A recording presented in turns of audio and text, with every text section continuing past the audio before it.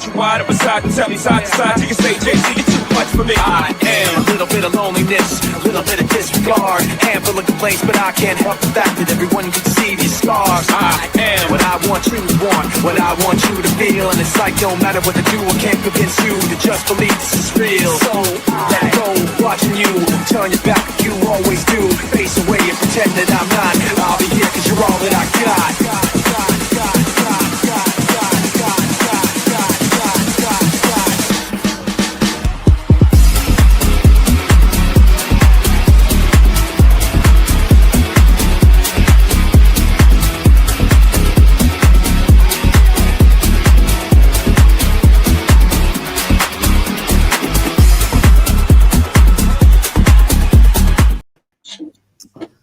Good evening, people. Welcome back to the Top Table Talk.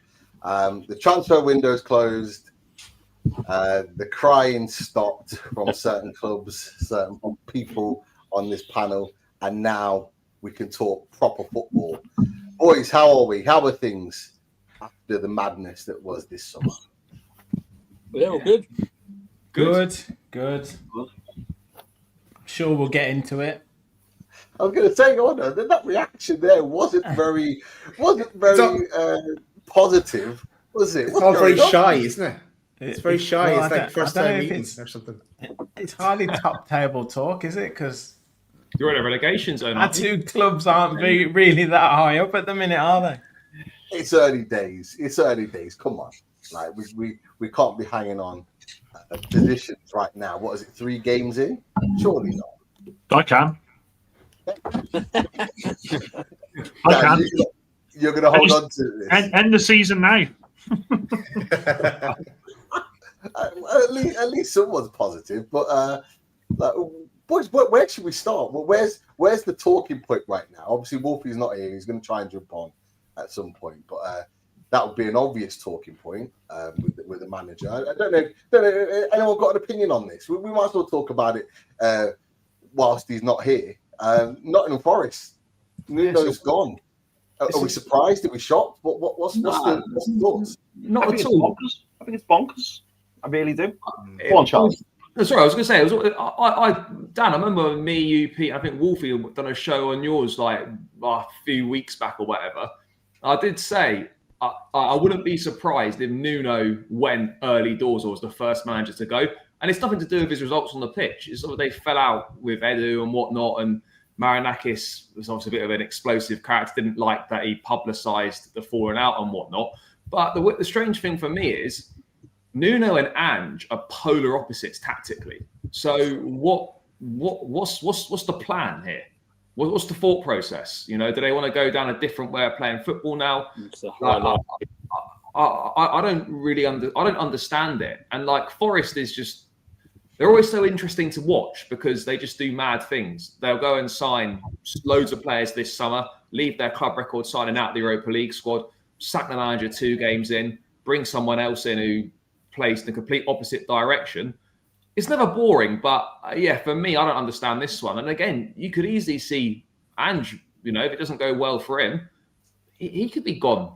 I can't wait for Marinakis to try and launch himself on the pitch after a result. Oh yeah, with that man in charge. That will be absolute. That will be golden. That will. Honestly, I can't wait. And Wolfie, man, like I hope he comes on. I hope he's got answers. He's got questions to answer. Do you know what's weird though, right? Because some reports are saying they first spoke to Ange back in August. If you've got a feeling you're going to get rid of a manager, because we done it at Chelsea where we give Tuchel like the summer and then we bought all these players and then we parachuted Potter in September. Why would you just not make this decision at least in the summer window? So at least you're giving him some pre-season, you're giving him some sort of time to get maybe a couple of players that he wants, get used to the players instead of they've done a pre-season like working on one style of football.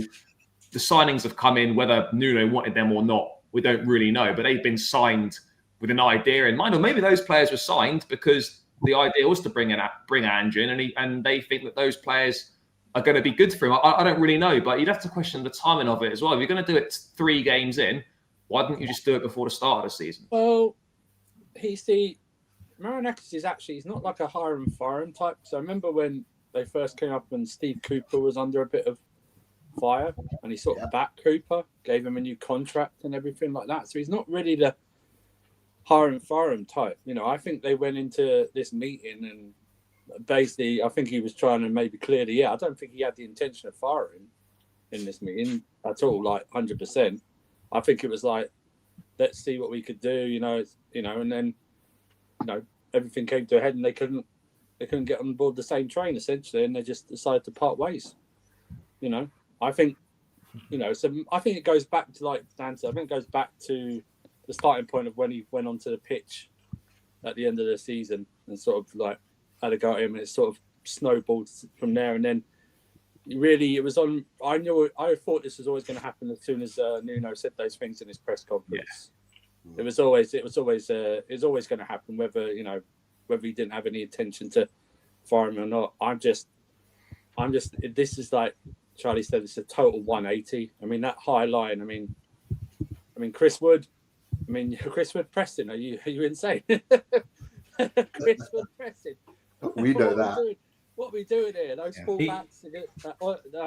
I hope those guys have got all their hamstrings insured, because that high line's going to be something to behold, man. I mean, yeah, that's going to be, like you said, there's a clash on the pitch. That'd be something. I tell you, with those two guys face to face, screaming at each other. But I don't think to be fair to Marinakis, whatever you think of him, he's not a pull the trigger guy very quickly. Do you know what I mean? He always gives his guys a chance, but he's decided to, whether Forest fans or people think it's like an Edu thing. Nuno really didn't help himself. Do you know what I mean? Coming out publicly like that, he didn't help himself, and he's going to get a payoff, and he's probably going to pop up in the Premier League in about 18 months' time or something like that, and the start again. But it'd be fascinating, like you said, the style of play is totally different to what Forest fans have been hoping for, and that it'd be funny, all those Forest fans who were criticising Ange at Spurs, like Wolfie, at Spurs last season. I can't wait for this guy to come. I can't wait. He is the king of spin. He will spin it like and you know what he'll say first? I hope he's in the green room. I don't care if he's in the green room. He will say straight away, well, we've got a Europa League winning manager. He's going to come in and do the double. Yeah. Oh. It to me, it smacks of an owner trying to bring in a, in quotes, big name manager to increase the profile of the club, and I think it'll end up backfiring. I don't know if Nuno, like Andrew said, like in terms of, he didn't help himself with the comments that he made, but Ange Postecoglou, I mean, he alienated himself away from the Spurs fans. Yes, he won a trophy, and the statement that Forest have put out there says it all. Oh, we've got a manager who is renowned for winning trophies. That's literally it. Rich, hang on. Rich, I'm thinking about it. Have Forest just forgone their chance to win a trophy? Because his own words, I always win something in my second season. So are they giving up on this season? Exactly. Is it done? Are we right? They take that though. Unbelievable. Yeah, but if they get relegated, it'll be the Championship. Yeah, well, there you go. It just, I don't know, it just doesn't. It doesn't make sense as well with the two characters, like the two Postecoglou versus Marinakis, just doesn't make sense. Like there is bound to be some sort of clash between the two. Like it'll all start off fantastically well if he gets off to some good results and everything will be rosy in the garden. But as soon as one of them does something against the other one, it's going to be absolute fireworks. I mean, we're going to love it, but yeah, it just seems to me like they're trying to increase the profile of the club, get a big name manager in, a current manager who's in the headlines, and I just see it all spiraling out of control, to be honest. Chris, for me, go on. Sorry, go on. For me, like with Iola and Glasner, they're I suppose that they're under contract at other clubs. It's one of they didn't hang out a bit longer and test the water there. They get on pretty well with Crystal Palace, don't they? Imagine. Oh my god! Oh my god! maybe those two managers are hanging out to come knocking on to you, Dan, in time later in the season. But yeah, it is a strange one. Sorry, say that again. Just repeat. Would you consider going for the likes of Glasner or Iola later in the season? Why? We've got a manager. Oh, I know. For now. But why? Well, why am I catching strays from a club that's just made an absolute mistake and just made themselves look foolish? Like, you know, and let's not forget the table, mate. Yeah. It doesn't lie. 3 games in. Start that one with me. Ninth, yeah. I see what you were doing there, Daz. I see there. Coming back and getting the ball rolling. Absolutely. But look, is this like, it sounds quite harsh to say, but could this be the beginning of the end of Forest in their push upwards? Can anyone still see them, even with Ange as their manager, still fighting for Europe? Because obviously Wolfie, he's not here to kind of defend himself at this point, but he was still adamant that I think last night he put him down as finishing 6th this season.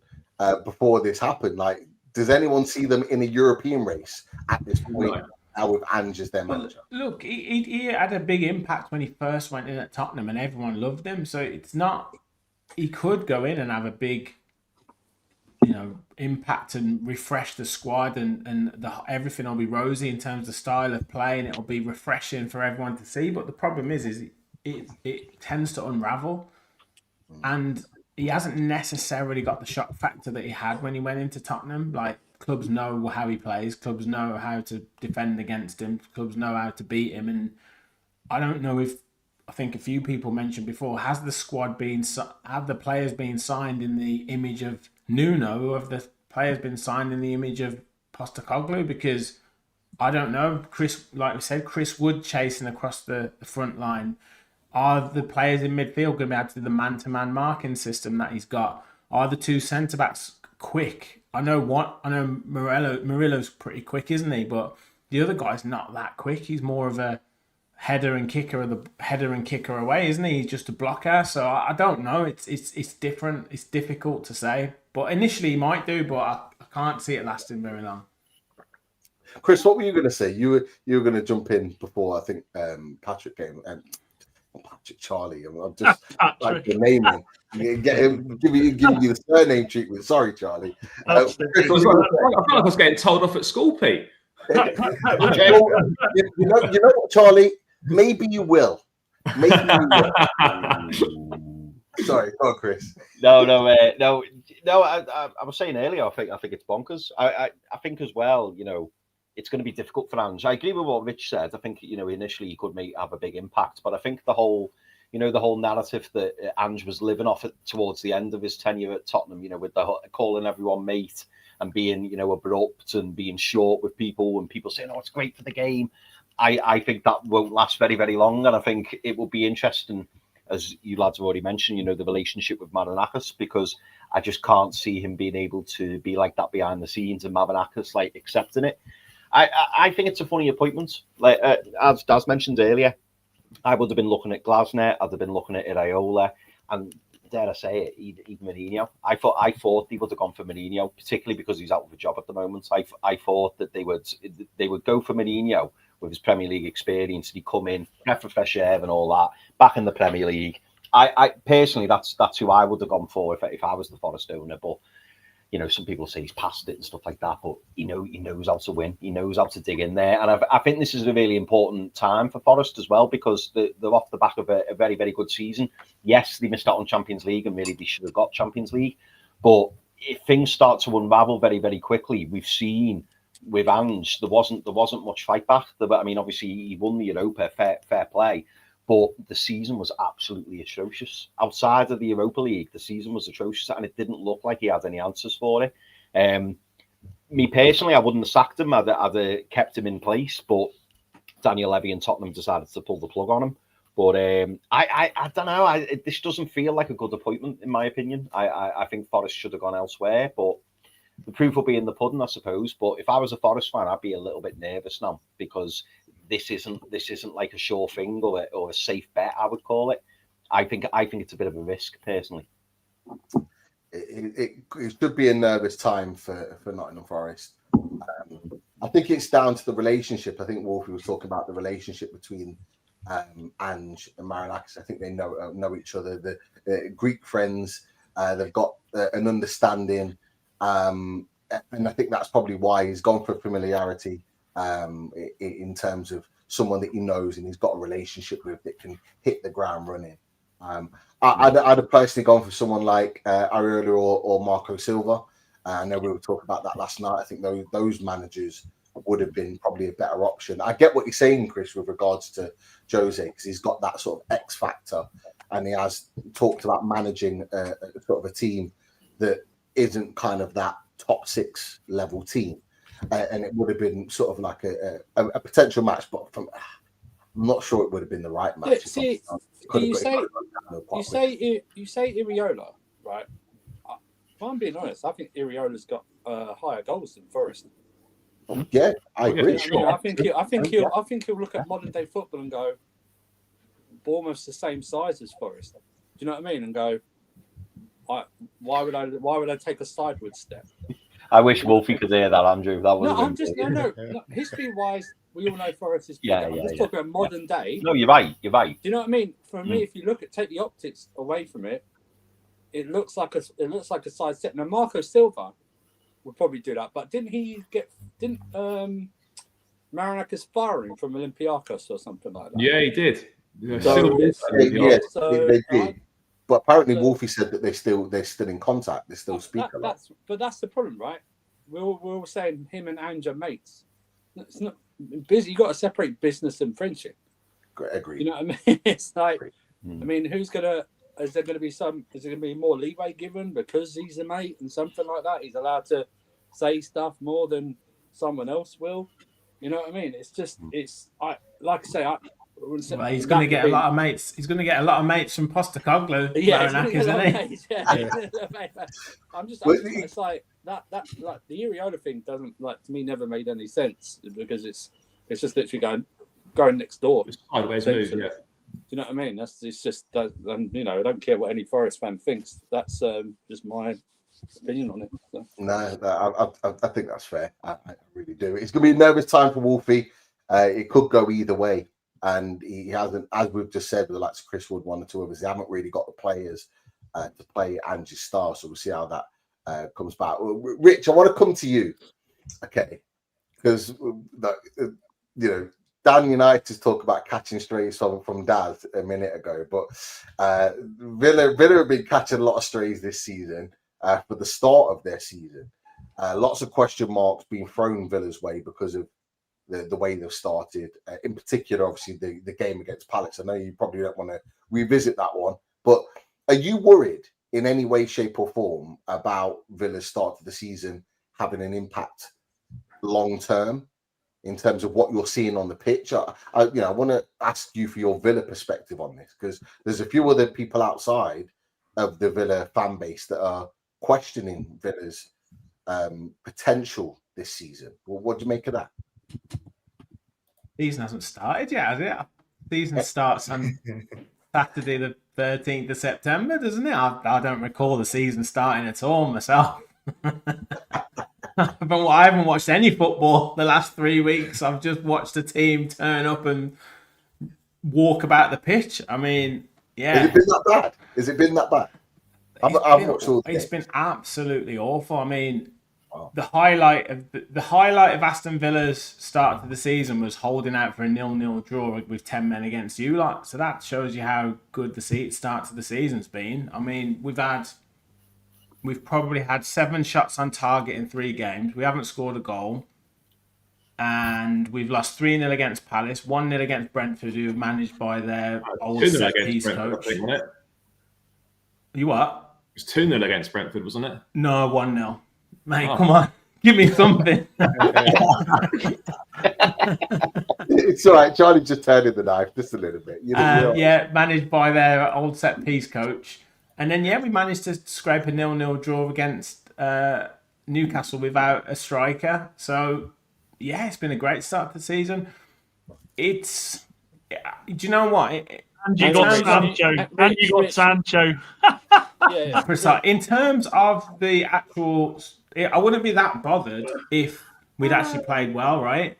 But the concerning perspective is the fact that I've just said that, you know, we haven't scored a goal, we've hardly looked like scoring, we haven't had a shot, hardly had any shots on target, and the games don't seem like there's no easy game. Don't get me wrong, but we've got Everton away, and with old Jack Grealish, new stadium, all that jazz. We've got Sunderland away, and then I think it's Fulham at home. So you know they're all very tough games, and the problems that I'd highlighted before the season started haven't been addressed, and they haven't been addressed with the signings that we've managed to make in this window, and they feel like panic signings to me.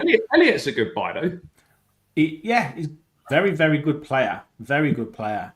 I think Evan Gressand is a very good player, but they're not what we need. We need a right back. We need another quality centre back, not Victor Lindelof, like with all due respect. And we don't need Jadon. We don't need Jadon Sancho. Like, I don't know. I've never rated. I've never rated Jadon Sancho. I don't know what he does. I literally don't know what he does. He's like a FIFA combination player where you press up twice, left once, triangle, R2, L2, and he does a few step overs. That's what he's like to me. I don't know what he does. And then you look at the players that we've like Morgan Rogers, 100 million. I wouldn't pay 100 quid for him. He's been absolutely woeful, that guy. And then, you know, Watkins is Watkins. So yeah, it's not been a great start, boys, to be fair. Well, at least you're honest, because we had a chat with in Charlie. You can attest to this last night with Billy, and Billy's like, everything's fine, everything's all right, no problem. Well, that's like the meme of the little bear in the office with the flames just running around him at his computer. Like, it's not fine. We're not playing well, and you know, I'll put a few tweets out even before this start to the season because of the restrictions, and we can use the excuse till the cows come home. I don't like using that excuse. And when you've got players whinging on about someone leaving a contract for 50 grand a week to go to another club on 50 grand a week while they're still being paid 80 grand a week, it's like, come on, like, it's not like you're being asked to go and fight on the front lines at Normandy Beach or something, is it? It's like, why are you whinging about a player leaving the football club? You're professional footballers, for God's sake. But yeah, it's just we're just not playing well at all. Rich, are you gonna welcome Martinez back into the team now? That seems to be what's happening. I think we're gonna have to, but what it looks like for January, I don't know. But yeah, it's. You know what, Rich? Sorry, I've lost my train of thought. But what I was going to say was I put a tweet out before all this kind of furore. I thought it was a key year for Unai Emery because I could see him getting more and more annoyed. I could see him getting more and more angry in his press conferences. And if you're a manager, you just want to sign players, right? You just want to put the players in front of the sporting director, say, sign me this player. Much like Eddie Howe would probably have been getting annoyed with his sporting directors. So I was like, this is a big year because he has to win. He has to feel like he's got an opportunity to win something. Otherwise, he could just walk. Like what? I don't know why he would want to stay. So it's a big year for Villa in terms of keeping Unai Emery because he's the biggest reason why we can finish where we've been finishing, obviously. So it's a big year for him and his future with the club. Rich, can we just ask you a question about what did you make of the story that Villa were in for Willasula? There was and the deal then couldn't go through because of the Jacob Ramsey deal with Newcastle. They would have looked like a PSR swap kind of a deal. And in the end, he stays with us. He didn't go to Frankfurt on deadline day. But what were you thinking of that move when you heard it? It's a strange one because how much did you guys sign for? 20-odd million? 15 was it? 15. Yeah. And he's made Premier League appearances and international appearances, hasn't he? So I don't see. Yeah, I don't see just about. why. He's been under 21s for Denmark, but just kind of getting called up now for the senior squad. Yeah. So I don't really see why you guys doubling your money would be seen as some sort of profiteering. I don't understand that. That doesn't make sense to me. There's been plenty of players that have moved on with less experience for higher value money, and also the potential that he's got. 21 years of age or what? So I don't really see that. And then Jacob Ramsey, he's certainly worth 40 million because of the Premier League experience and all that. So it seems very, very strange to me that would have been flagged.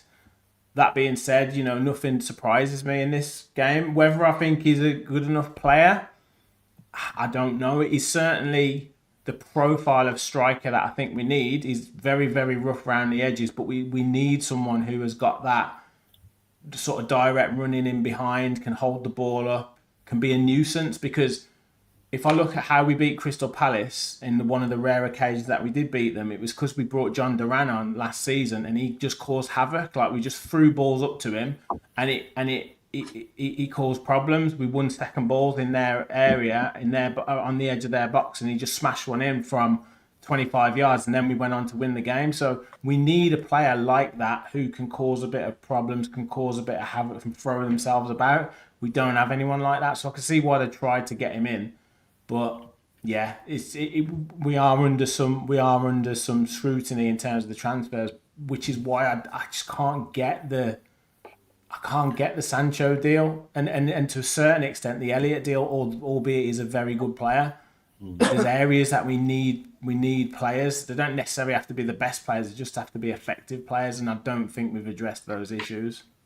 Rich, Go on. Sorry, Pete. Just a quick one. Sorry if I'm taking your question here, Pete. I've got to ask about the interview Unai Emery did before the Villa game. When the reporter, for anyone who hasn't seen it, the reporter was asking about. When the reporter was asking about Emi Martinez and wanting to know, the latest position on him, whether he'd be staying, whether he'd be leaving, and he just kept repeating Marco Bizot as Dan was doing so well there. What were your thoughts on that? Because from the outside looking in, that was me seeing a manager whose head had just completely gone. That was my thought. Or did you take it a different way? Did Villa fans take it a different way? No, I mean, me personally, I thought it was pretty poor form from Unai Emery. I think the journalist was well entitled to ask the question. All he needed to say was, look, we've just taken the decision not to play Emi Martinez today. We'll review it after the transfer window on Monday. And Marco Bizot is a more than capable goalkeeper to come in. He played against Newcastle, kept a clean sheet. That's all he needed to say. That's still saying the same thing. It's still saying that Marco Bizot is a more than capable goalkeeper, but it's addressing the question. I just thought it was poor, but as I say, it's an indication of where Unai Emery is at the moment in his head and what he's had to deal with across the transfer window. And you have to ask yourself, when January comes, if he's not given funds, depending on where Villa are, there's going to be bigger clubs that will take a punt on Unai Emery than Aston Villa. And look at the record that he's achieved at Villa. He might go to a club that doesn't have these restrictions against them, and think, well, yeah, I'll move on. Yeah, no, I agree. He looked like a manager that was just like utterly pissed off. I think he just looked pissed off with the whole situation that's happened with Villa, because it has been a not ideal, less than ideal summer for you guys, not being able to strengthen properly. Like you said, and I'm really glad you said that point, Rich, about strengthening with players that you probably didn't need or weren't a priority. You've talked about the priority positions, your right backs, and et cetera, that needed to be strengthening. They weren't. And that, it just reminds me of similar situations that Newcastle have been in the past going back. Dan, I've got to get your opinion, because you were very, very happy and smiley with the talk of Lindelof and Sancho. What do you make of Villa nabbing those two players? Is it nabbing those two players? Is that the right word to use? I'll let you talk about that one, Dan. Come on. To be fair to Rich, he's got away with it. He has got away with it, because the potential was originally Sancho for Martinez. It was a 25 million each, wasn't it, Rich? But Sancho said no to a full. And straight away, if I'm a Villa fan, that is alarm bells that Jadon Sancho has said, no, I don't want to go there full time. I'll go there, for the season. Just proves exactly what this claims. Like, I hate him. Like, I don't hate many people, but Jadon Sancho, I absolutely despise him. Villa have given me hope this season, and everything Rich has said is bang on. I'm looking at United this season, and I stand by what I say. We have to get European football by hook or by crook. I don't care how we do it. Villa's transfer window has given me hope that that's another one that we can catch up and hopefully take over.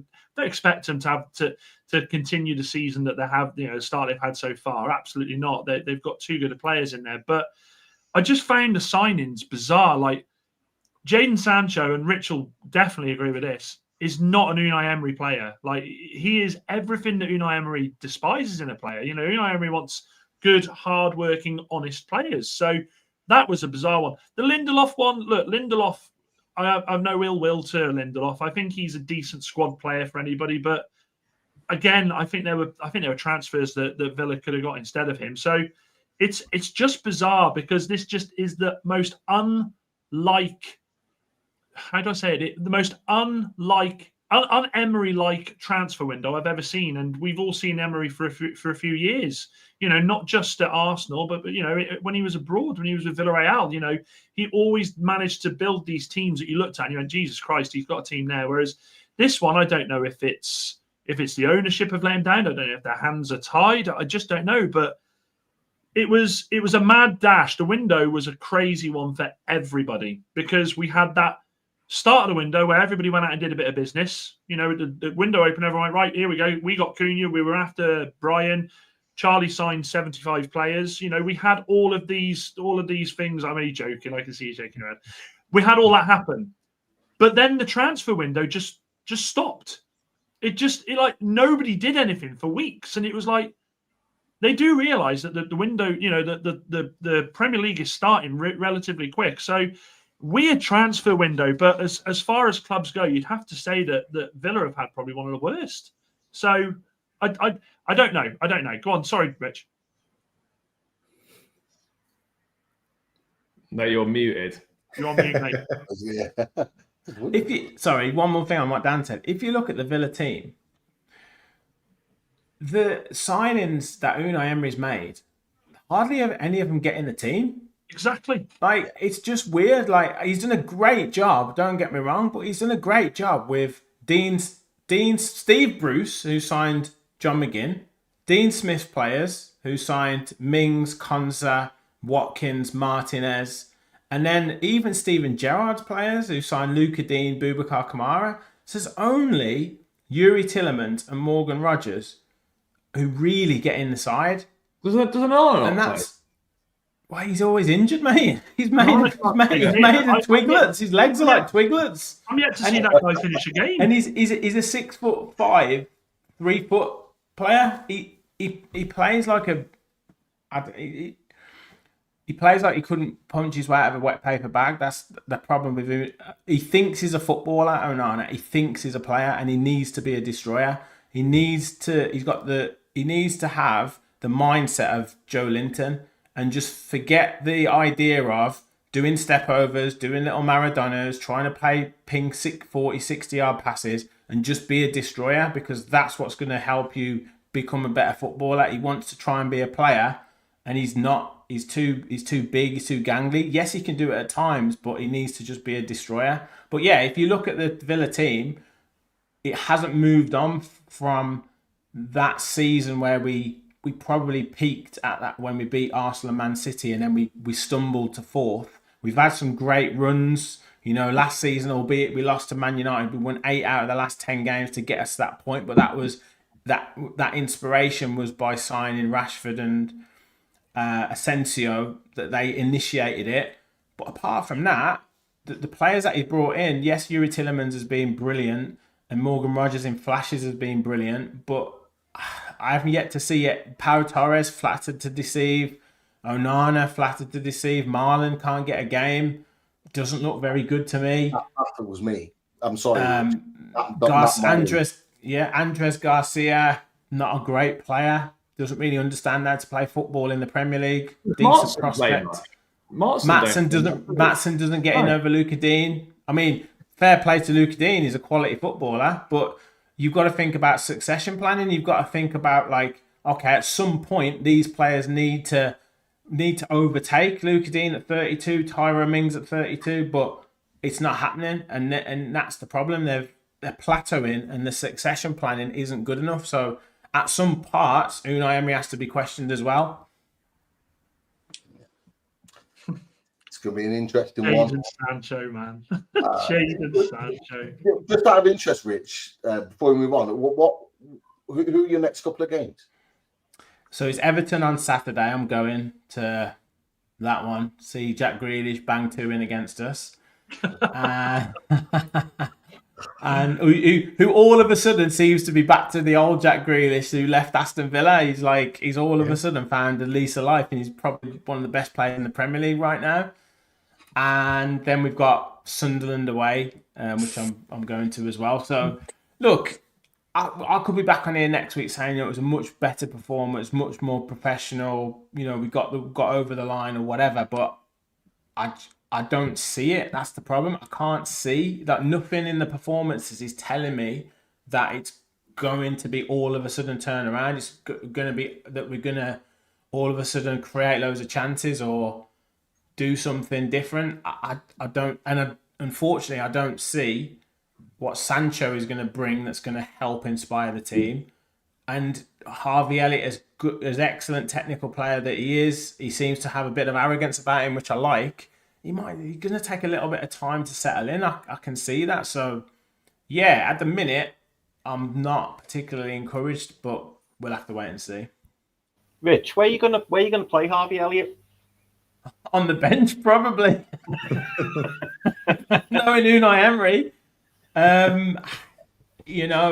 it's difficult to say. Again, I put a message out there. How does he fit these guys into the team?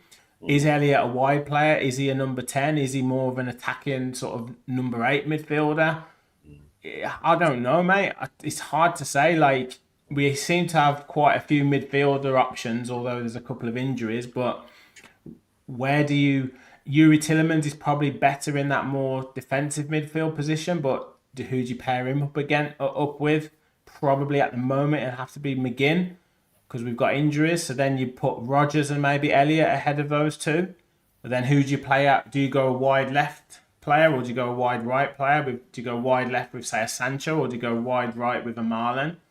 And then you've got Ollie Watkins up front. So probably something like that. But I don't know. For me, I think the game's changing in the sense that the teams aren't playing across the back as much. I think there's more direct football. There's more teams playing a more longer ball and looking for space in behind or looking for flick-ons, that kind of thing. And then, sort of that old-fashioned winning second balls in and around the box. Tuchel's talked about long throw-ins and stuff. So it's difficult for me to see how Villa are going to be able to compensate for this, because we don't play like that. We play through the lines, and as soon as a team scores a goal against us, we just can't seem to create anything, and that's again what's concerning me. Going to be an interesting one. The next two games, you've just said Everton, Sunderland. You would expect a Villa team to be picking up points in those games, so it shouldn't really be fourth and fifth game in, but they do seem significant with everything that you've just said, Rich. Kind of how Villa are at the moment. Those two games do seem significant in terms of how it could go. What was Billy saying though? I haven't watched 12 Man, but what was he saying? You need to watch, because he'll just sit there and be like, "It's fine, yeah, we're okay." I said for the last 2 years Sancho's the worst footballer to have played on the planet, but I'll give him a go. I'll back it. He just God. It's the one thing I don't miss about football's 12 Man is having to bloody withstand. Honestly. We need you back on, Dan. Need you back on, mate. The problem is there's loads of Villa fans on Twitter or X or whatever who kind of hate the rational Villa fans. I hate them. it's like when we lose, I want to have a go. I want to be slagging off the players, and then everyone's like, "Oh well, remember where we were 6 years ago when we were in the Championship? And we were 17th when Nuno Emery took over." It's like, give it a rest, will you? We're not there now. That's not where we are. And like when we sign a player, it's like people have been slagging off Lindelof or slagging off. But as soon as they sign Villa, oh yeah, give them a chance. They'll be a good player. It's like, no, you said they were crap when they played for that team. They're not all of a sudden going to be brilliant just because they're playing for us. Like, if they're not good enough, they're not good enough. Agree. No, it's fair. That is absolutely fair. Dan, we'll come to you. Man United, does it show a sign of improvement getting that last-minute winner against Burnley? Making the difference, getting a result in the end, or is it just a case of more of the same with Ruben Amorim and this Man United team? I'm asking you because how do you see it as a Man United fan?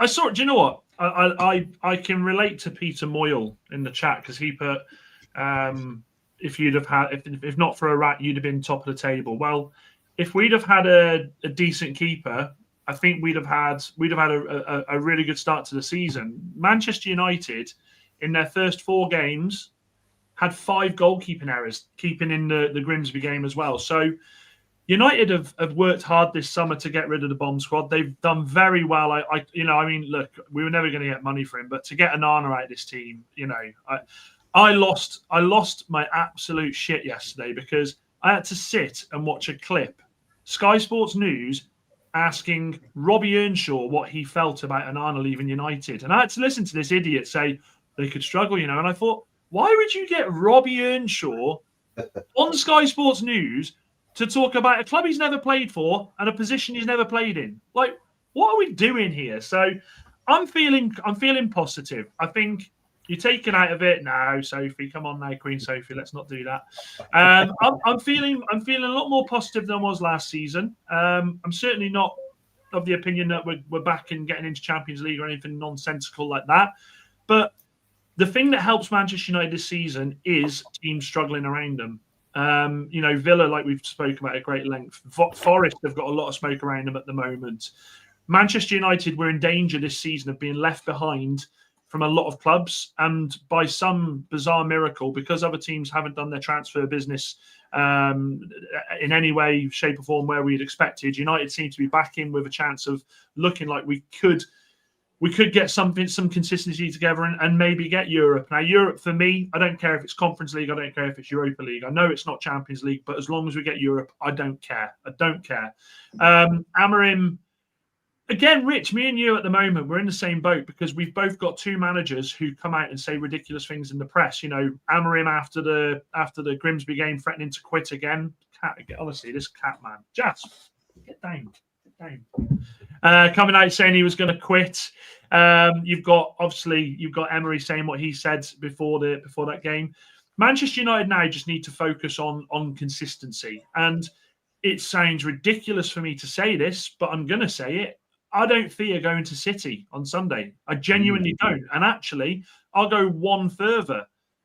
I think Pep's under more pressure here than Amorim is. Because if Pep loses on Sunday, if United and we went there last season and won, and we were horrendous. You know how to win there as well. We do. And if Manchester United go and do it and beat them, or if we get a point there, Pep Guardiola could see his team a maximum 9 points behind Liverpool going into the 5th game of the season. That's the title. That's the title done for me. That's the title done. So I go into this game with an air of optimism. I genuinely do. I think Manchester United need to figure out the midfield, and we will figure out the midfield. It won't be this season, but I'm chilling. Like, I really am. I think Manchester United will probably surprise a few teams this season. I think we will. I genuinely do. Does Lemons go straight in for his debut away at City? Would you stick him straight in? It's a great question, Charlie. So my head tells me, yeah, because he's better than Binder, but my heart tells me to put him in against Manchester City at the Etihad is probably the wrong thing to do, because if he makes an error, if he does have an error in him, then it destroys his career before he's even started there. So I kind of feel like, we've got a lot of people saying, I don't know if anybody's watched my channel. I've been following this guy since the start of the transfer window. I was on and on and on. I changed my mind slightly when I thought we may get Martinez, but I wanted this guy from July. I think he's got a great future. I think we just need to nurture him a bit. This guy has never played outside of Belgium. To put him against Manchester City at the Etihad, if he backs himself, absolutely fine. But let's not kill his career before he's even started, is what I'm trying to say. But I'm honestly, I think as a Manchester United fan, I don't know if it's blind stupidity, but I just think I think we won't be anywhere near as bad as we were last season. Yes, we struggled against Burnley, but again, we were 1-0 up, flying, goalkeeper error, completely brings it back to 1-1, completely then destroys the confidence of the players around the keeper. So it's an interesting one. I agree with RSL here. We should have absolutely forced Bruno out, but Manchester United have to think not this season. I'm already thinking of next season, because at the end of this season, Maguire goes on a free, Casemiro goes on a free. Obviously, Heaton's a third choice goalkeeper. Malacia is gone, but straight away, you are going to have to replace two big parts of the team. So United need to just get their head down. The first thing we need to do is get this bloody record out of our heads of not being able to win 2 on the bounce. Once we've done that, then we move forward. But Charlie, I'll be honest with you again. I don't fear you lot. And sorry, Andrew, as well. I keep forgetting you, Chelsea, mate. I don't fear you guys at Old Trafford, because we're shit there. Exactly, and Manchester United against the bigger teams seem to put it together. We seem to perform well against the bigger sides. So, yeah, I could sit here in 2 weeks' time saying, I can't believe it. We've just lost 2 games. We're absolutely abysmal. But I'm going to go in with an air of optimism, because after the last 18 months I've had, what else can I fucking do? Well, yeah, look, it's looking a little bit. Albeit the Carabao Cup, but you're looking a little bit more positive in terms of the play. Just on Brian Mbeumo, Mateus Cunha.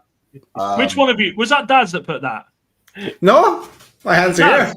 Daz, I want it right. I knew you were going to do something like that, so I come with receipts, mate, because I sat here and watched the show when you were sat there going, "We've got Sesko. United can't afford it. We're going to get Sesko." I watched that. I also sat on a panel where you said Isak won't go.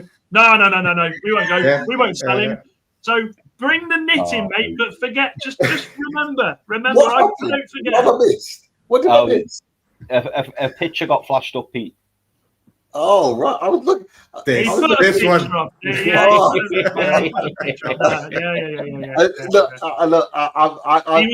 He was knitting a bloody cloth, Daz, for your tears when your best player left and you didn't get Sesko, mate. That's what he was doing. I'm pleading. We got Nick. Walkabout. Dan, do you know what? Sesko's coming for a lot of criticism, hasn't he, since he's joined? And people are expecting him to hit the ground running. But what are your thoughts on Sesko? And are you happy, to give him more time and not cast judgment too early? Because to me, it does feel a little bit early yet for anyone to kind of criticise him. Well, again, I mean, I had to watch Pete tweet about bloody Sesko refusing to take a penalty. The fact that he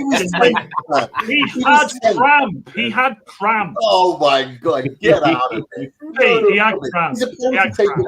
He had cramp, mate. He had cramp. Look, with Sesko, I will say this: I don't think anybody can really say anything about a bloke who hasn't started a game in the Premier League yet. We've brought him on in games, and you're expecting this guy to come in and sort it out. I'm going to give this guy my full backing. Of course I am. He's my striker.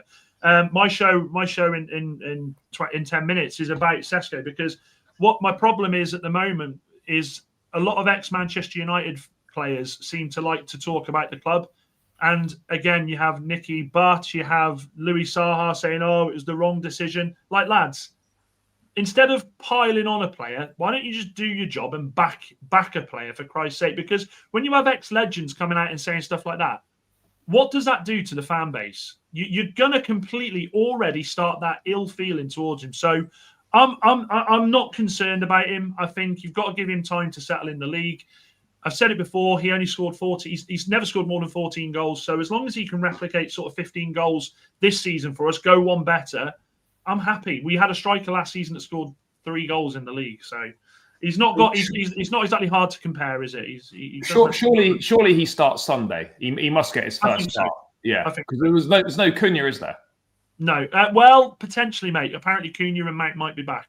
Oh. Apparently, they might be back. And Mount, to be fair to him, has looked decent this season. He has looked decent because he's been fit. So we'll see. We'll see. But I'll just say Wolfie is on his way. We've got the Forest raiding. Big up to everyone coming from Forest's end of the coin. Wolfie said he'll be a minute. As if Forest fans are coming at me about Tesco when you've just signed up. I mean, in what world? In what? Look, Forest fans, I've got to go soon, but I know you're hurting. I know you're hurting. I've got a tweet here, which I wish I could share it on the screen, but I'll tell you what it said. This was 18 hours ago from Forest Fan TV. This is an excellent list. Marinakis always doing the right thing for Forest. Any of these is a yes. And at that point, Glasner, Iriola, Pochettino, Silva, you ended up with Ange. Yeah? Respect.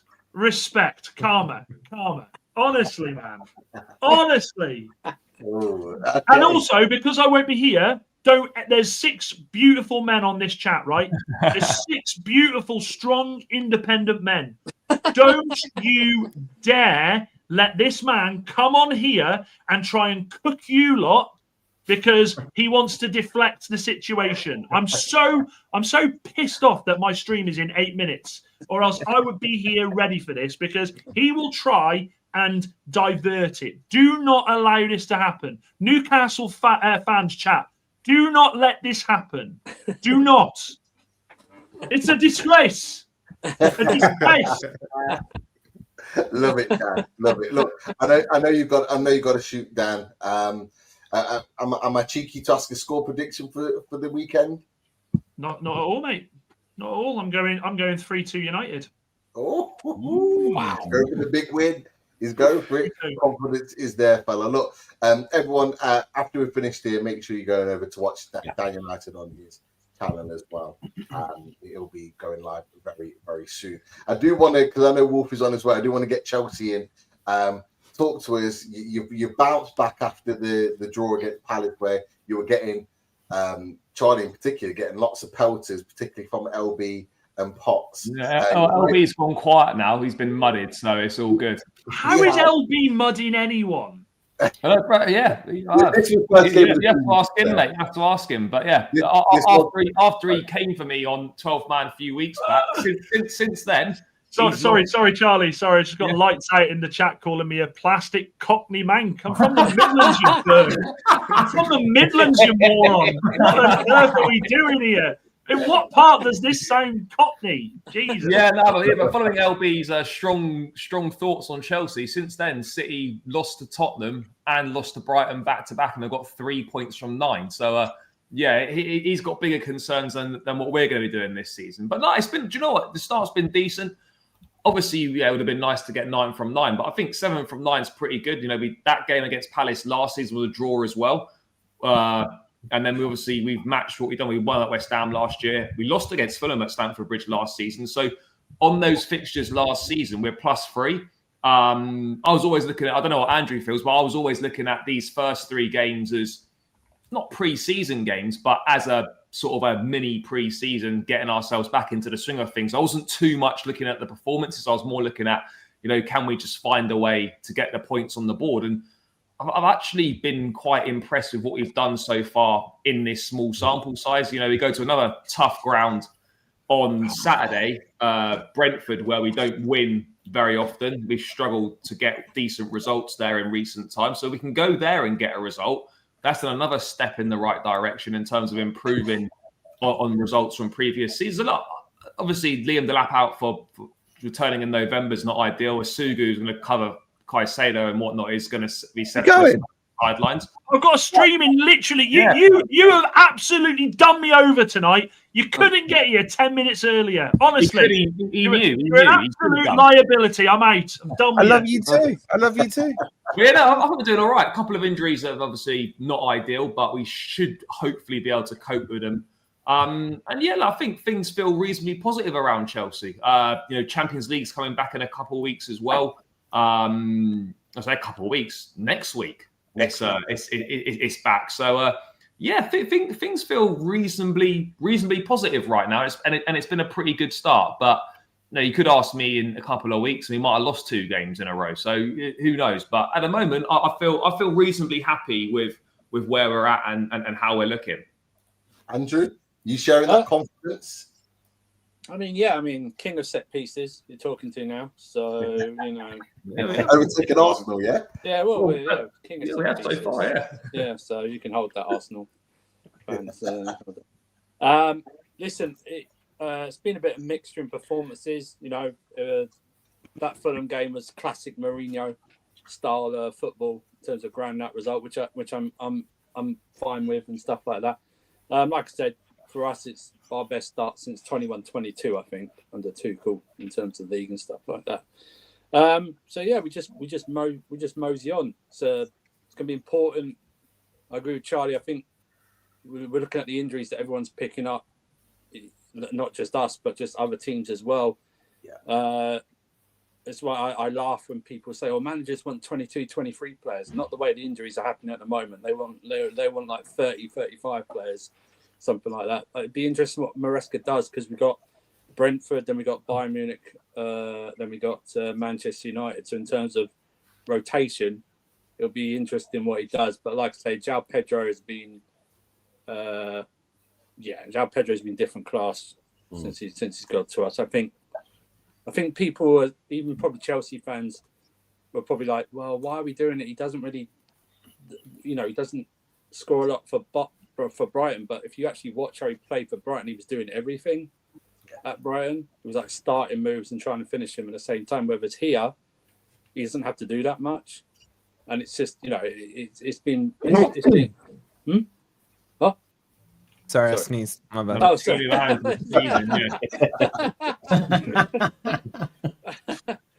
What the hell did it sound like to you, Andrew? It sounded like something weird. Yeah, it just sounded weird. It was like someone was trying to say something, but they were muffled or something like that. Bless you, mate. Yeah, but Here we are. We started very well, but no one really cares about Chelsea at the moment because Wolfie's here. So let's just get on to Forest real quick. I was listening. What? No. You've got all of the explaining to do. This is it, mate.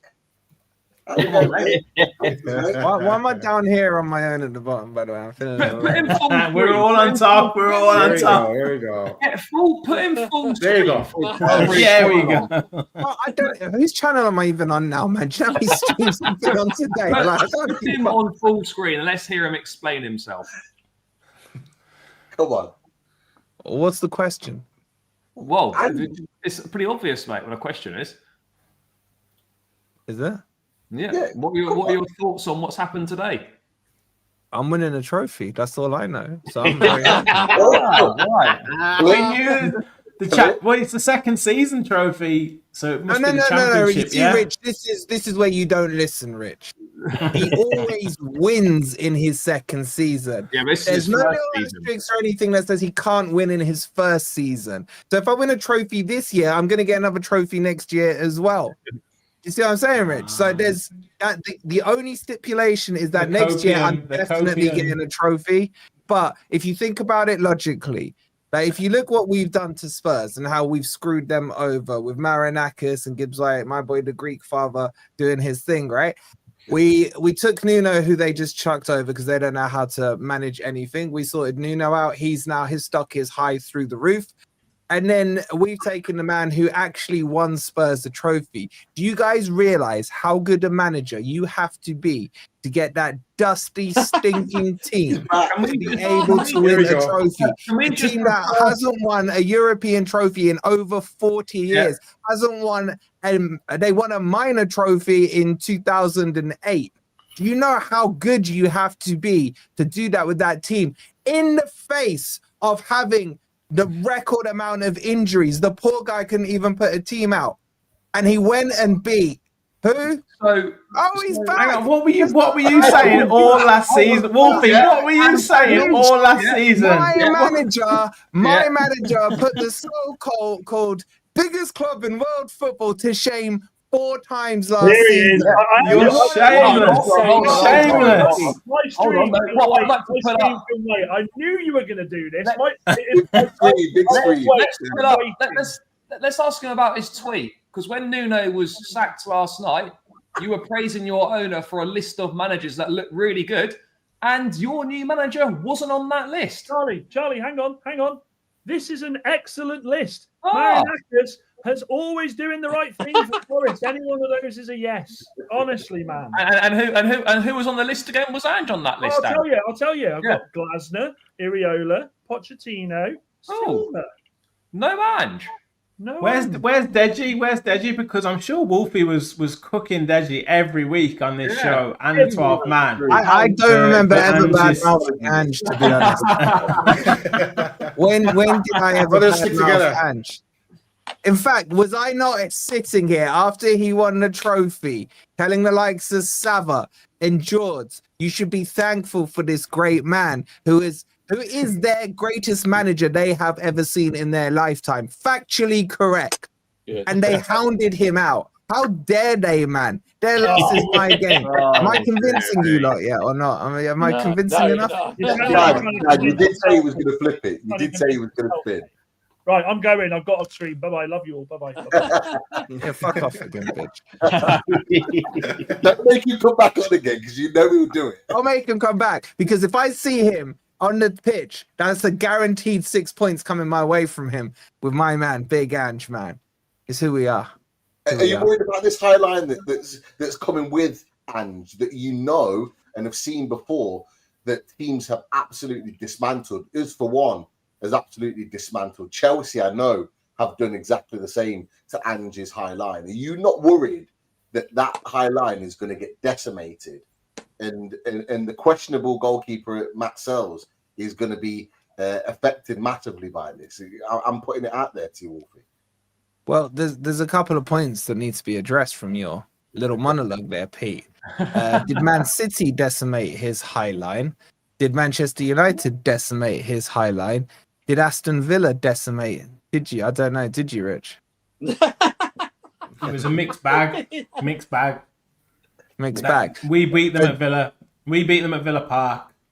They beat us at White Hart Lane. Or there you go. So did Villa decimate them at White Hart Lane? This guy, let's not forget one. Yeah, but let's not forget this guy won the Premier League trophy Spurs style in August when he first joined them. Let's not forget that. He played scintillating football for 10 matches. Look, whatever you want to say, everyone's tuning in to see what Ange does. It's the Everyone's injuries, gonna be it's the tuning injuries into that his you've got to be stuff. worried about. It's the injuries. Yeah, okay. If I say this, you lot are going to laugh. Liverpool. Say it. Einel's gone down injured today with a hamstring. Yeah, he has. Oh! Just a thought. He just had a thought. Is that in training or with Nigeria? Nigeria. That magic's coming. There it is. Who's that? Who's injured? I know. Game up. Get your heads off your hand, Shut up, man. Aaron Gillen's already. signals The out. thought of that high line is already created the hamstrings to ping already. The thought of it. And chat, you lot can fuck off. I'm not taking my glasses off. I'm not related to Postecoglou. Okay? What a I'm team better of looking Ange, than him. I'm thinner than him. I'm younger than him. And I've probably got a bigger dick than him. Okay, so stop with the I look like Ange Postecoglou. Mate, what do you think of your Timu Ange nickname from the chat? Are you liking that one? Timu Ange. What's Yeah, Timu? Oh, that Timu app Ange. Yeah. it's better than Timu Charlie. Well, You know what? You know, someone just put something in the chat that just made me think. Someone just talked about. It was Tom actually. Spanner talked about the Jordan Maradona. This could work in our favour, lads. I'm talking to Chris and Dazzy. Because if this doesn't work, he's coming home. The Jordi Maradona's coming home. If this does not work out for Forest, Like relegation not working. That kind of style. That's a big call there. You're going down. What? You might go down, and they're I going know to. you haven't had a great Anderson start. back. I know you haven't had a great start, Daz, but come on, you're not getting No, ready. I'm with you. Forest aren't going down. Wolfie. I've got a drop, boys. Nice one, lads. Cheers, Charlie. Just like that. Cheers, boys. Come on, they all run scared, man. No, we're watching this back. In a Don't you bit. worry. He's gonna be watching. You know what Charlie's like. He'll watch everything. Yeah, don't do it, Dan, and come crawling back, Charlie. Yeah, I know Dan's still listening, Dan. Okay, but by the way, can we just quash this? I love you guys. I got respect Alliance and all that, but fuck off. You're never getting Henderson. Like Anderson is gonna be worth probably 80 to 100 million by the end of next season. No, he's not. No, he's not. Oh wait, you're saying your boy isn't good enough, Pete, to be worth that much money? I'm not saying that. It sounds like you are. He's coming home. He is coming home at some point. Have you got a buyback clause? No. Oh, well. They got nothing. So that's the problem. Wait, Andrew, ask him how much they got for him. Is it 35? No. 33?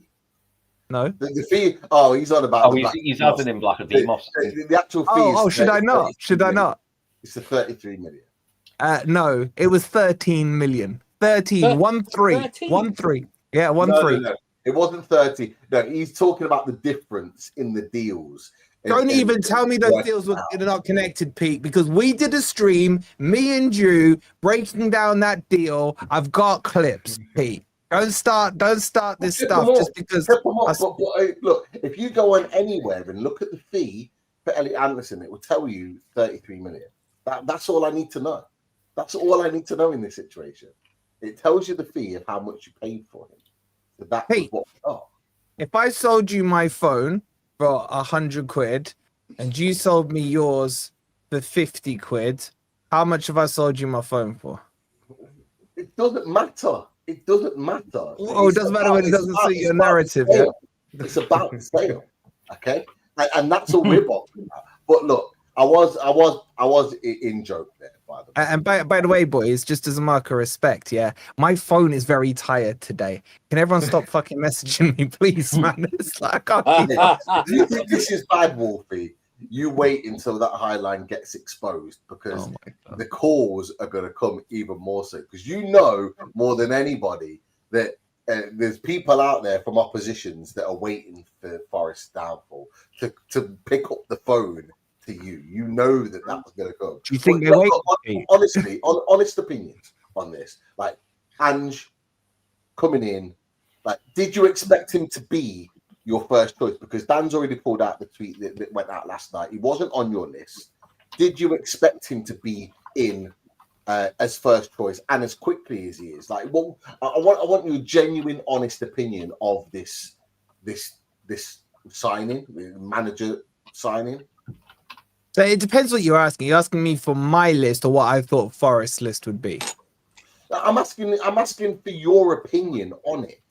My opinion was I think we all knew that Ange would be a serious link because he is mates. They're like, BFFs, him and Marinakis. Yeah. There's pictures of him in a Speedo, him, Cooper, and Marinakis from like 4 or 5 years ago in Marinakis' pool and stuff. They're mates.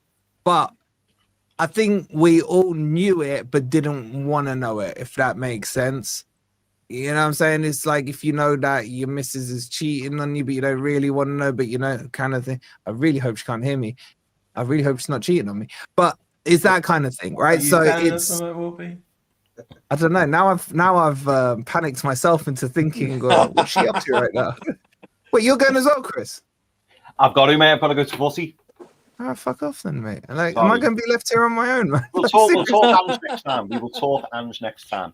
All right, we'll see, mate. All right, don't worry about that. Hi, Chris. But yeah, no, we believe. Big up, Chris. I think we all knew that it could happen, probably would happen. But if we just look to the other way, it might not happen, I would say. I don't know, Forest boys and girls in the chat, would you agree with that? I actually thought it would be between him and Marco Silva. Because again, Marco Silva was under Marinakis, Olympiacos, and what have you. There's a strong working relationship there, even to this day. So I thought they would be the two. Mourinho was never in the consideration. Like, I got told, could you imagine Marinakis and Mourinho in the same room? I was like, I would actually quite love to imagine that. It would be box office, but I don't want to see Mourinho. I think Mourinho is a busted flush, boys, if I'm being honest with you.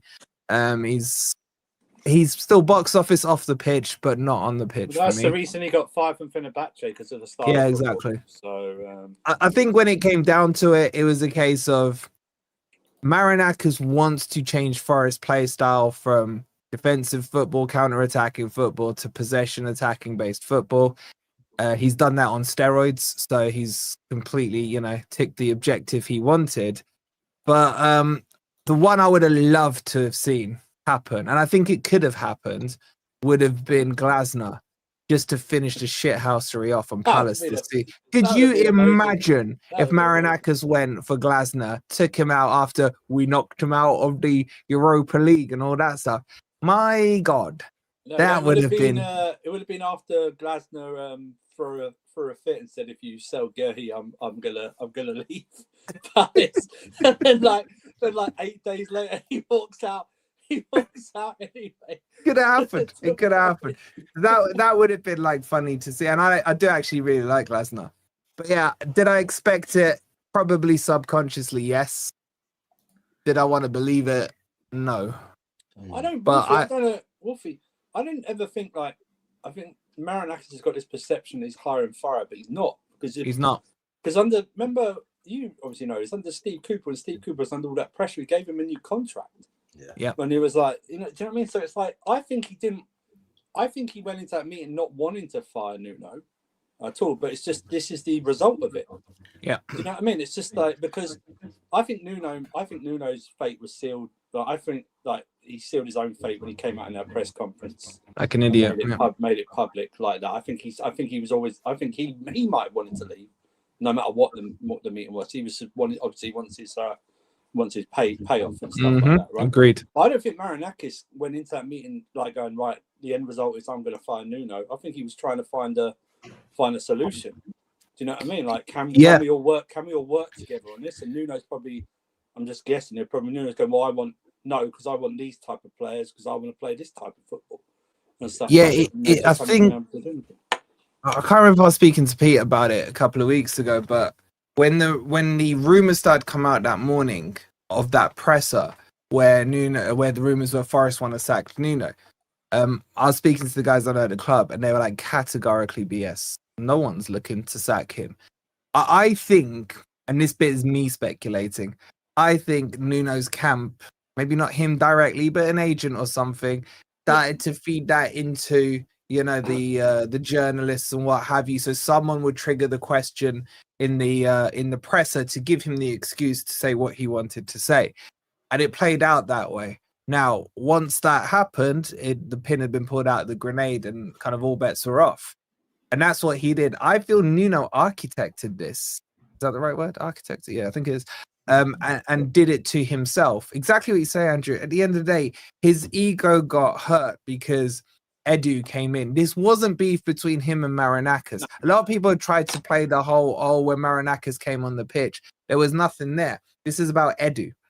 He didn't like that this extra layer was embedded in between him and Marinakis, and he didn't like that Edu was having the say. And on top of that, a lot of this falls down to Adama Traore and his wanting for Adama. I'm not even joking. His wanting for Adama Traore and Edu stopping that from happening. And that's where for me, Nuno lost me. It was like, bro, you think Adama is that guy? Like, seriously?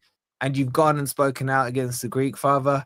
Your days are numbered. Just take your paycheck and go. And I find it disingenuous from him, because he just signed a new contract a couple of months earlier, knowing Edu was coming in, knowing what the structure was going to be.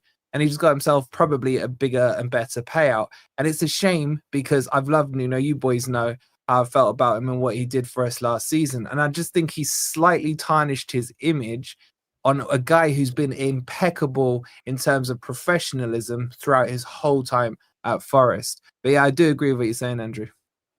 Just speaking about doing it to himself and tarnishing images, I think Marinakis got the wrong guy. He was actually looking for this guy.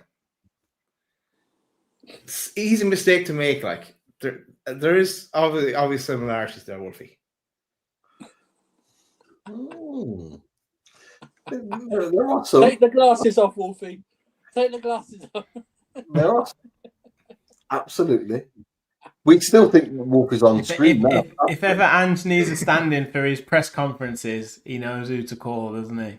Okay, you lot are just racists just because I'm a quarter Greek. Okay, that's really what it's fine, coming mate. down That's to. fine. All right, I hear that. I have no relation to Marinakis. Well, Marinakis or Postecoglou. Postecoglou, Marikoglu, whatever you Postecoglou, call him. or maybe there is some, like my mum's half Greek, so that makes me a quarter. That does, doesn't it? Yeah. That's how it works. Yeah. I'm only a quarter Greek, right? So only a quarter of me can even be Ange Postecoglou, right? So it'd be very surprising if this whole face was the quarter that ended up being it. And yeah, that's probably the main reason I didn't want him, because every time Forest played Spurs and I'd go on the Spurs channel, they're like, what's our manager doing on this stream? What's our manager doing on this stream?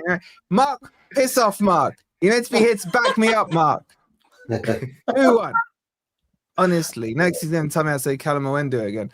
But yeah, no, so screw you, Daz. Last thing from me, because I think most people want to go off and watch the England game, which I think is crap. It's all right. a lot of people don't. A lot of people will do. Some people won't care. Just one last thing from Newcastle perspective. We've made our 6 signings this summer. Yes, we've lost Alexander Isak, but in your opinions, are Newcastle in a better, stronger position now as a squad than they were before the summer started? I'm just going to open that floor for anybody to come in. You're definitely in a stronger place as a squad, in my opinion. However, you've got an unproven, if high potential signing in Walkabout, is it? Yeah. And I don't know. Don't start. I don't know how high up he. Again, how high up he was in the pecking order of signings that you wanted. It'll be always open to debate, yeah, because it's like, we've got 70 million to spend. What about Eddie Howard? What about this player? Sorry, Eddie. What about this player? Sorry, mate, he's unavailable. What about this one? Going to Liverpool, mate. And there's, we can get Walkabout. Like, I don't know. I don't know where that's come from. Like, and don't get me wrong. You'll probably tell me that he was on the scouting list and he was a player that you've been watching for years. I'm sure you probably will, but that doesn't negate the fact that it will take a long time to settle in my opinion. And I don't know if it's exactly what you want and how you would have to change your style of play. Wisser, I think, will come in and be good and have an impact. Jacob Ramsey is exactly the Jacob Ramsey that I told you he will be. He will play well for 5 or 6 games. He will look promising when he comes on off the bench, but then he'll get injured and he won't get any rhythm. And you'll continue with this cycle of he should be a good player, he should be a really good player, but we don't see enough of him. And ultimately, he doesn't bring enough to the game or bring enough onto the pitch. The lad at the back, I think, pretty good signing. But yeah, your squad is in a stronger place. It's just, again, because you've signed these players at the last minute, it's how quickly they can hit the ground running to affect on the pitch, particularly with Champions League coming up as well. I kind of disagree with Rich. I think your squad is deeper, but your starting 11 is not better. Like, am I allowed to say his name on this channel? What's the rules? No. Okay, that guy. Why can't you say? Why can't you say Isak? There you go. Did you see how respectful I was? I asked first. Andrew just jumped straight in there. You know what I'm saying? However, I don't look. I just Pete's gonna get pissed off at me. I know he is, but Rich, on the striker you were talking about, you do know he's called the German Messi. Just for your information. Oh, right, okay. Ultra Messi. Looks just like him. Oh, so Rich is allowed to laugh, but Pete, I got all daggers from you yesterday. No, you were hysterical, like literally crying with laughter. as I was trying to talk about Newcastle at that point, and you were literally No, just about him, man. Come on, he looks like a porn star, bro. Come on, seriously. yeah, but he's like our 2 porn meters star. tall. Man. He's our porn star. So give us that grace. He's not even kicked a ball for us. Give us that grace. But the point He was, just looks so Charlie- stiff. I think was it Charlie? It might be Charlie. Handy in the industry. They were playing down. They were playing down his move. Now, I do agree with you It's in dead terms shit. of losing our number 14, and then in terms of that level of quality, we haven't got that. We've lost that. But what we've lost in that one individual, we've gained in two forwards that can potentially, and it is potentially hold the burden of that striking position. Like we've got 2 clean sheets this season, two clean sheets out of 3 games, one at Villa, one at Leeds. Like it's been absolutely clear. Our XG, I read it today. Our XG is, I think, either second or the best in the Premier League. The only thing that's been missing, it's been absolutely clear to every Newcastle United fan in every game that we've played this season. One thing that's been clear: we've missed having a striker, a focal point. We haven't had it. And that's the thing that I think that we're excited about moving forward for us this season is actually we've got 2 strikers, 2 forward players that we can actually play in this team. And if we can continue that solid defensive line and be as creative as we have been, because we have still created chances even without a striker, but we've got a striker to get on the end of it. I think it could well be fruitful. And that's the thing for Newcastle that I think for us as a fan base are excited about. Like that's it. Am I right? Am I wrong?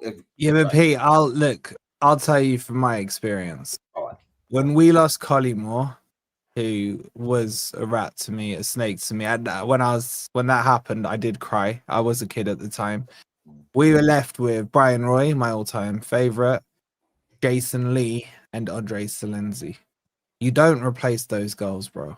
Like, as much as he's a rat and what he's done and everything, those goals, for me, you're better off having Vissa as your number 1 choice because we know what he can do. If you play Voldemort or whatever his name is, I think it's a risk. I think it's a risk. He's not an out-and-out striker, though, is he, Voltemade? He's not an out. He's a forward player, isn't he? He's more of a slash number 10. Off the line, picks up the ball, drops deep, creates, glides past players. I saw him in the under-21 tournament, and he looked really good. He looked. He's under 21. He was in the under-21 tournament. Yeah. So, but Rich, the problem with him is he just looks stiff. Like he's got no agility about him, man. He just looks like there's no joints in his legs and stuff. You have to give him a chance. When he moves with the ball, you can see he doesn't look like a footballer in that sense. Yeah. But when you put the parts together on the pitch, it's very, very difficult to get the ball off the creativity he's got. But I just don't see how he's going to. The contrast from Isak to Voltemade is, and the same from Isak to Wissa is very stark, and I don't see how that's gonna, that circle's gonna be squared.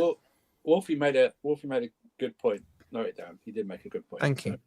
I think he's right in terms of like the squad's deeper, but I don't know if your starting 11's better. You know what I mean? Because like you brought Alanga in. And like, is he going to put the same numbers as like Jacob Murphy's freak season last season? Do you know what I mean? Is he going to do that? But you still got Nick Pope in goal, got Ramsdale on loan, right? That's a loan deal, right? Yeah. You put the kid from AC Milan, Tor, whatever his name is, whatever his name is, stuff like that. Wow, ciao. But you bought Jacob Ramsey and he's basically like a Sean Longstaff replacement. And then you got the 2 strikers, and I know you said like give him time, but with that price tag, he's not going to get time. Do you know what I mean? That's the problem. You put a huge price tag on a especially an unknown. It's like we're not going to give Sesko time. Yeah. Do you know what I mean? I know we know him a bit longer than Walter. I didn't know about this guy until he got linked to Premier League clubs this summer. I've got to be honest, because funny enough, I'm not a huge Stuttgart follower. Do you know what I mean? And stuff like that. So, it's amazing how I've criticised Villa, but as soon as we have an opinion to criticise or semi-criticise or question Newcastle signings, everyone in the Newcastle chat. It's like, oh, you're all of a sudden an expert on Newcastle. This signing's going to be brilliant. Every signing that Newcastle make is amazing. How dare you say anything about a Newcastle player? Rich he scored a hat trick in the under-21s. Oh, yes, sorry. Oh, you are winning the league, guys. You're winning the league. You're winning the league. I don't know why we even bother playing against you. You're going to win the league. Like obviously, I have to take your performances this season. I have to take your performances against Villa and Leeds, because that Liverpool one I can't take as a normal performance because of the emotion in it. Because you guys, it was just a ridiculous. So I watched that. Unfortunately, I watched that Leeds Newcastle game, and you know I want to try and sue you guys and Leeds for making us watch that on television. But it'd be interesting what Eddie Howe does. Does he? Like you said, I think he should start with Visser up front because he's obviously the older player. He's a more experienced player in the Premier League. But is he gonna have put pressure on himself to start with Walter Maida because of the price tag? Do you know what I mean? It's just and you guys again, you were in the Champions League before, and you didn't cope well last time. Now you're probably going to say because you didn't do the right signings the summer previously and stuff like that. But it's going to be interesting to see how you guys cope with this, because this is a different Champions League now, because it's a longer Champions League. It goes till January now. Do you know what I mean? So it's like, it'd be interesting to see that. I think you have overall a great starting 11. Overall, I think you do have one of the best starting 11s in the Premier League. Like your midfield's one of the best Premier League midfields up there. I think that will carry you a lot and keep you in a lot of games this season if all your guys stay fit, obviously, and stuff like that. It will carry you a lot. And obviously, Gordon, if you can get him on, as long as he's not tackling people, as long as you can get him into some type of good form and he starts a relationship with Visser or whoever, then I think you'll be in the mix. But I'm just fascinated what Eddie Howe does, because I think he's a very underrated coach. Well, you guys tell us, because as I say, people in the chat are like, in Eddie we trust, Eddie will sort them out. It's a bit like a cult, same as the Villa fans are like, in Unai we trust, in Unai we trust, in Unai we trust.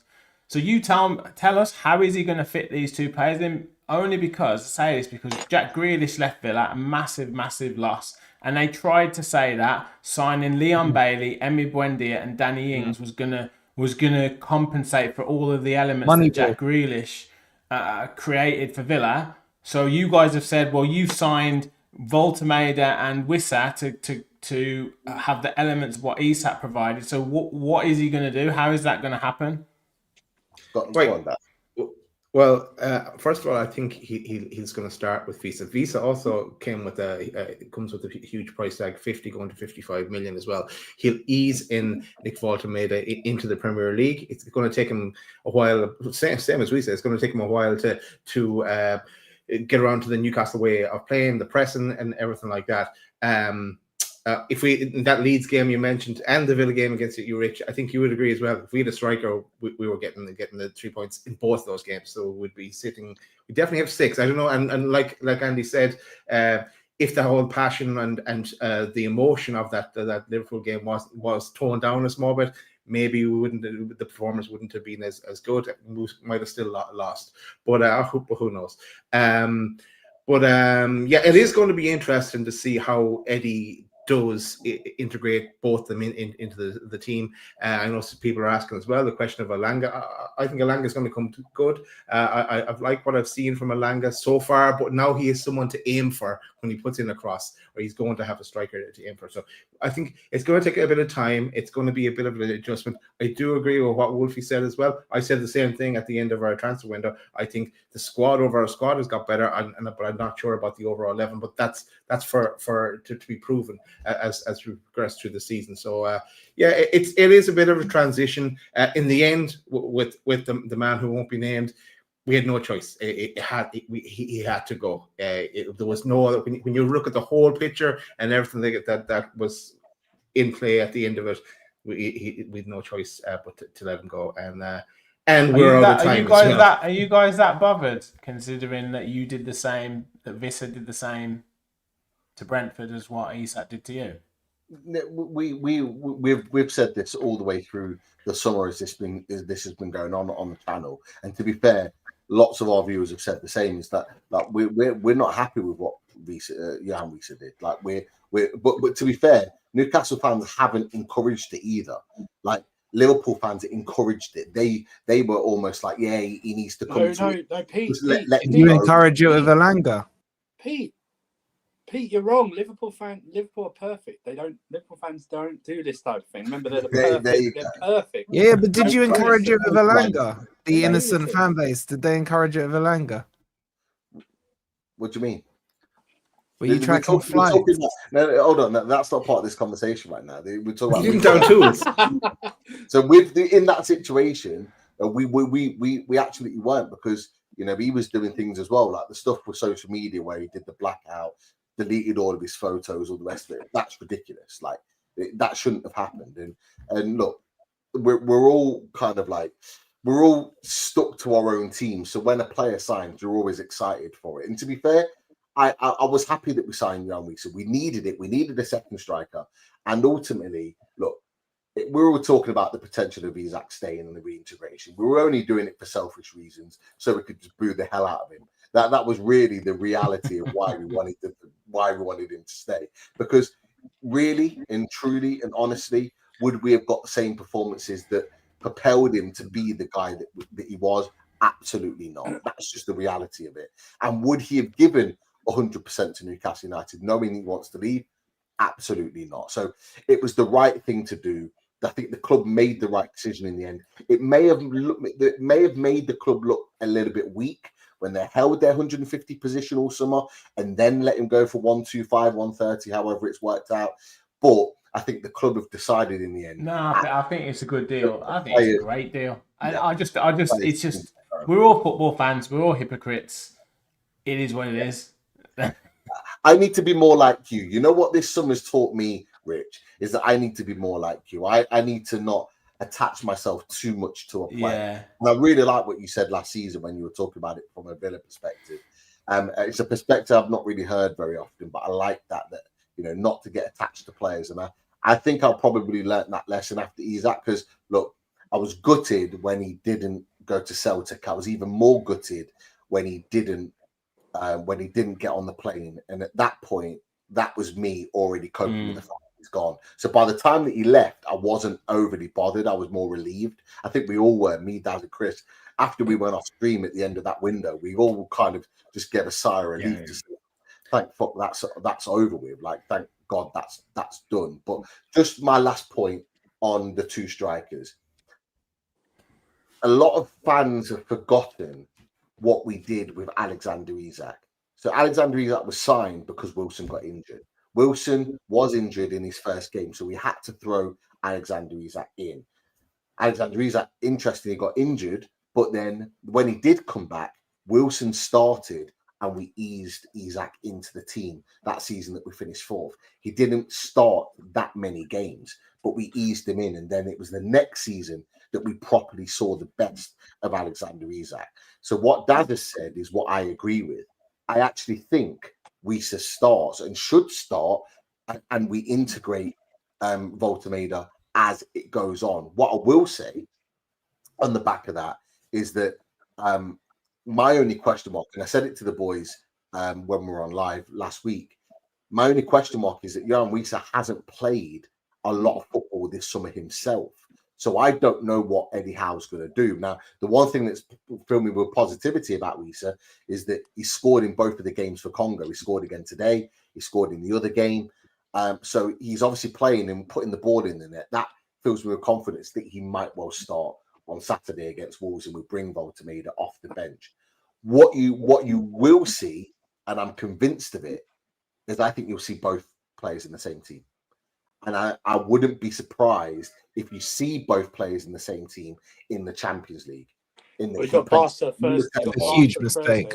I'm not saying we'll play it in every game, but I'm saying there'll be some games, particularly away from home, where we will set up differently.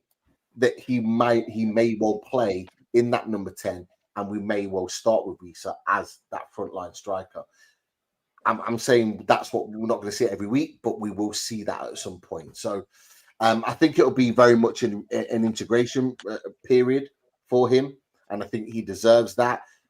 with so much invested into him, we can't afford to throw him in and it not hit the ground running. So I think there'll be an easing in process. And we all know Eddie Howe. We've watched him for the last 4 odd years.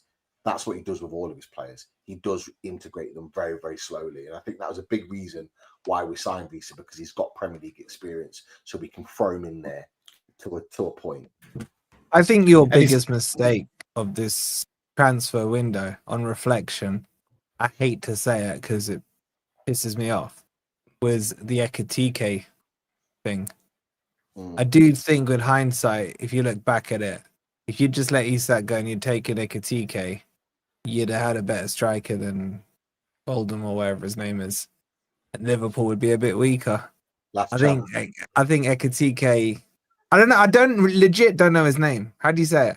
Voltameda. Volt is in Volt. Yeah. Voltameda.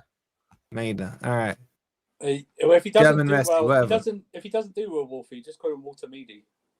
Something like that, you know. Andrew, what are you doing here, man? What? I'm just saying it's an obvious name. You're just making things worse. It's an obvious name. Yeah, I don't know what it's an obvious name. He's Voldemort, man. Like, it's so easy. But no, would you guys agree with that? Like, if you'd had Ekitike now done, he would have been integrated in about 4 weeks ago. It wouldn't have been last minute rush. Isak always looked like probably he was going to force the move. You'd have had the better striker. There's no way even Pete's going to go on about what's his face being better than Ekitike. Well, it was what the club wanted. The club wanted Ekitike before they went for Voltameda, so he would have been the higher choice on that rank of player. So I can't. But what you're saying. There's just one counter argument there, Pete, is that we all thought we talked about Voltameda in 23rd of April on a transfer show, but we all said he's going to Bayern, even on that show. So we ruled him out all the way along, and Bayern were trying to put in bids, but they wouldn't go past 75 million euro or something like that, or they wouldn't go to that figure, and so that's why then he became available to us as well. So who knows how high up. It's a different profile. That's what I'm saying. Ekitike for me has similar traits to Isak. That's the point. Similar. I think maybe too similar. Maybe, but at least it's an easy transition into your team. I think Ekitike and Newcastle were absolutely cooked with this dude, whatever his name is.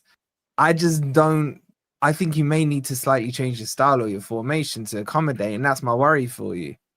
And that's the exciting bit, and that's kind of where we'll probably end on for today. That's the exciting bit, to see what Eddie Howe. We trust Eddie Howe to make it work.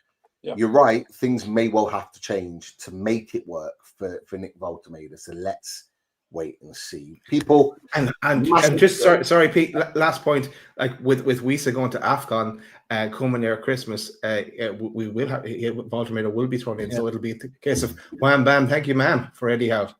So looking forward to that. Now we can end, Pete.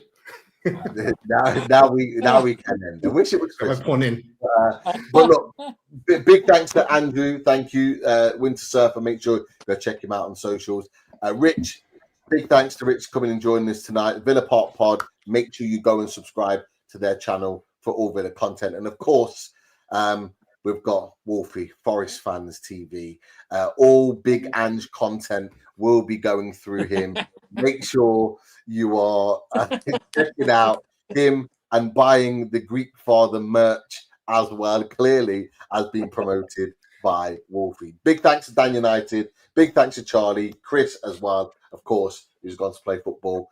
We're going to either watch England or not, but we'll be back next week for more, and hopefully there'll be some shades back on the screen. It's been a while.